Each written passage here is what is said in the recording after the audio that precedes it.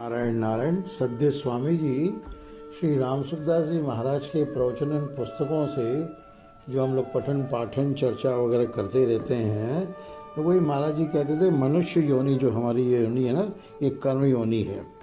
अतः मनुष्य को कर्म करने का अधिकार है, जैसे गीता में आया हुआ है कर्मण्येवाधिकारस्ते।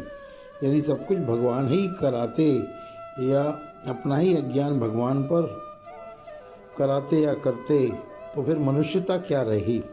सब भगवान ही कराते या अपना ही अज्ञान भगवान पर आरोपित करना। निज अज्ञान राम पर धरई। मनुष्य स्वयं कर्म करता है तभी स्वयं दंड भोगता है। दुर्घटना होने पर दंड उसे मिलता है। जो मोटर चलाता है ईश्वर की इच्छा के बिना पत्ता नहीं हिलता, ऐसा कहा जाता है। पत्ता हिलाता नहीं है,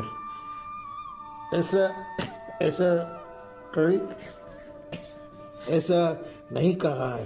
कर्म करने का अधिकार होने से ही मनुष्यपना है। करने का अधिकार न हो तो मनुष्यपना है ही नहीं। मनुष्य ही कर्म योनि है। करना मनुष्य की इच्छा पर है, होना भगवान की इच्छा पर है।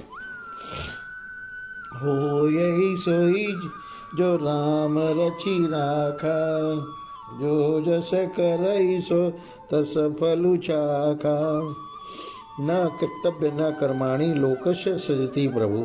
परमात्मा मनुष्य के कर्तापन तथा कर्मों की रचना नहीं करते हैं।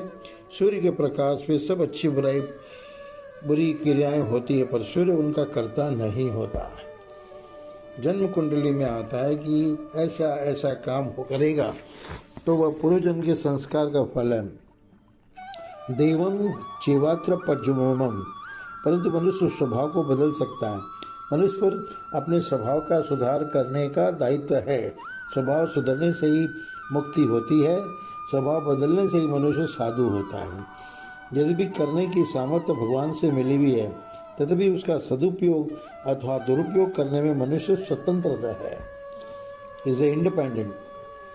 सत्संग, सच्छात्र और सदिचार, इन तीनों से स्वभाव में सुधार होता है। मनुष्य शरीर की महिमा बहुत है, पर वह शरीर को लेकर नहीं, उसके सदुपयोग को लेकर है।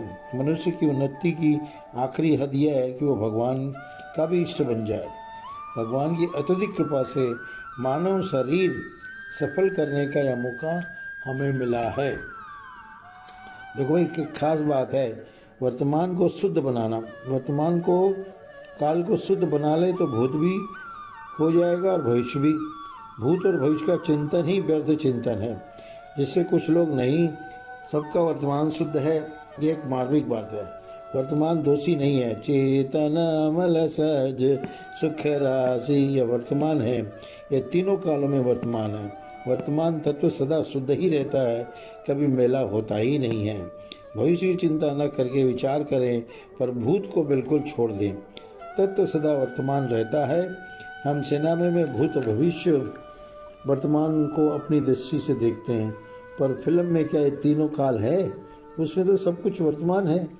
जैसे सिनेमा अंधेरे में दिखता है, प्रकाश में नहीं, ऐसे ही संसार अज्ञान रूपी अंधकार में दिखता है, ज्ञान रूपी प्रकाश में नहीं।